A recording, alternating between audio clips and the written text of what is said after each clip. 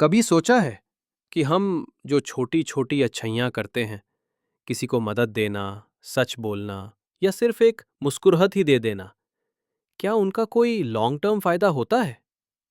आज के ज़माने में जहाँ हर चीज़ का हिसाब किताब होता है, वहाँ अच्छाई एक ऐसी इन्वेस्टमेंट है जो ना तुरंत रिटर्न देती है, ना दिखाई देती है, पर जब देती है, तो जिंदगी बदल जाती है। आज की कहानी उसी एक सोच पर बेस्ड है। Goodness is the only investment that never fails.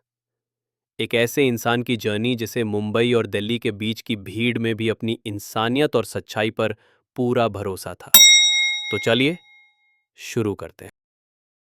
Mumbai की सुबह का ट्रैफिक और धूप मेरे दिल को उदास और थोड़ा सा होपफुल कर रहे थे।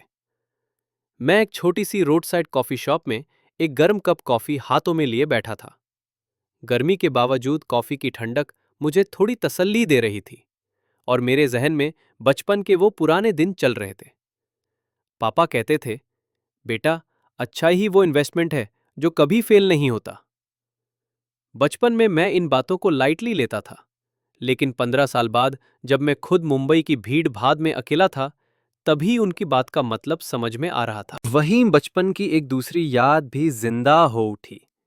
मेरे दोस्त अमन को वो पल याद था जब उसका एग्जाम हॉल में कैलकुलेटर खराब हो गया था और वो टेंशन में था।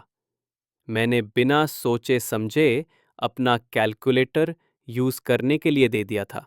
एक छोटी सी मदद, रीपे की टेंशन के बिना। आज अमन डॉक्टर बन गया है और पब्लिक हॉस्पिटल में अच्छी पोस्टिंग मिल गई है। उसने मुझे बताया कि वो अब एक सोशल हेल्थ स्टार्टअप चला रहा है और उसकी टीम में एक अच्छी पोजीशन है जो मेरे लिए परफेक्ट होगी। जो तूने बचपन में किया था, उसको रिटर्न करने का समय अब आ सकता है, उसने मुस्कुराते हुए कहा। मुंबई पहुंचने पर वहां का जंगल जैसा ट्रैफिक, मेट्रो की भीड़ और गर्मी, सब कुछ नया था। मैंने एक एमएनसी में एनालिस्ट की पोजीशन पर काम शुरू करा। ऑफिस बिल्डिंग नरीमान पॉइंट वाली लगती थी। ऊपर से स्काई स्क्रेपर्स दिखती थी, नीचे से लोकल ट्रेन गुजारती। बॉस शर्मा सर बहुत स्ट्रिक्ट आर्मी थे। ऑफिस में कुछ कॉलीग्स थे।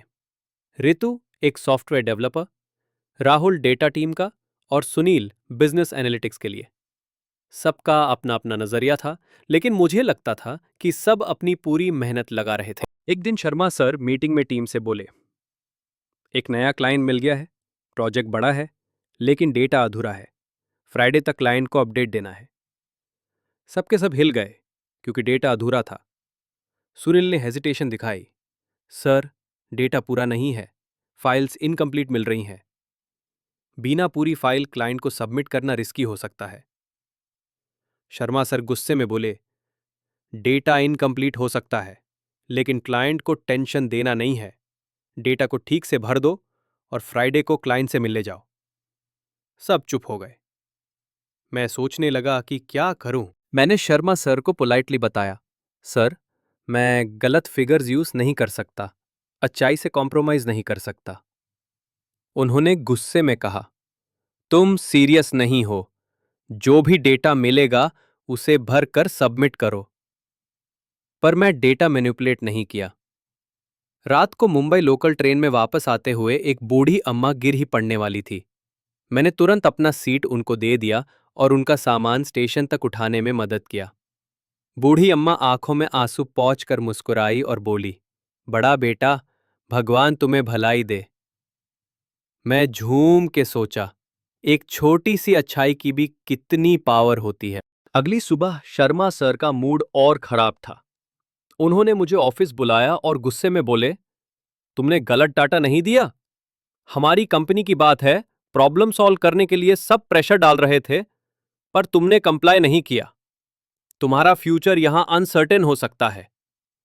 मैंने शांत होकर कहा, सर, सच्चाई मेरी सबसे स्ट्रांग इन्वेस्टमेंट है। मैं हमेशा अच्छाई को ही प्रायोरिटी दूंगा। शर्मा सर गुस्से से भारी हंसी के साथ बोले, अच्छाई की बात मत कर, काम करो वरना निकाल दूंगा। मैंने नमस्ते किया और कॉन्फ्रेंस रूम से निकल आया। 2 दिन बाद पता चला कि शर्मा सर की अनएथिकल प्रैक्टिसेस पकड़ी गई। क्लाइंट्स ने इंटरनल ऑडिट शुरू की ऑडिट रिपोर्ट में कुछ डिस्टॉर्शंस निकले, मुंबई भर में खबर चली, कंपनी डेटा स्कैंडल, सच्चाई सामने आई। अर्जुन को याद आया कि उसने आखिर तक सच बोला था।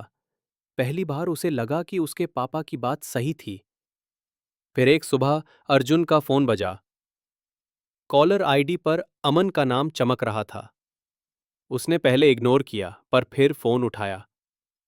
अमन की आवाज प्यार से बोली, बेटा, सुना तुझे प्रॉब्लम हो गई।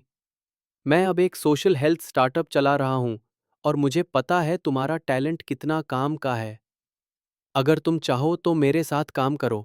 यही वक्त है जब तुमने जो अच्छाई में इन्वेस्ट किया था उसका फल मिल सकता है। अर्जुन को पापा की सीख याद आई, हमेशा अच्छाई में इन्वेस्ट करना। उसे एक अच्छी फीलिंग आई।